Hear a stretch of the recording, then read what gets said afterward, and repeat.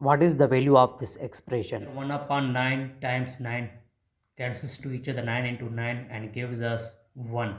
Then 9 divide 1 gives us 9. But this answer is not absolutely correct, because according to order of operation, first we do parenthesis, then exponent, then multiplication or division, finally addition or subtraction. Remember that in multiplication and division have equal priority. Always work from left to right. Same rules apply addition and subtraction. So here in this expression there are two symbols, division and multiplication. So first we do division. 9. Here division convert into multiplications, and now denominator change position numerator and numerator change the position denominator. So 9 times 9, then times 9.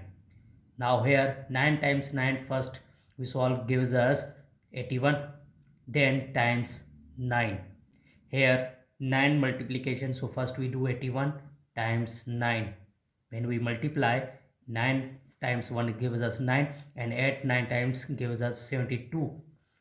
So final answer is 729. This is the right answer.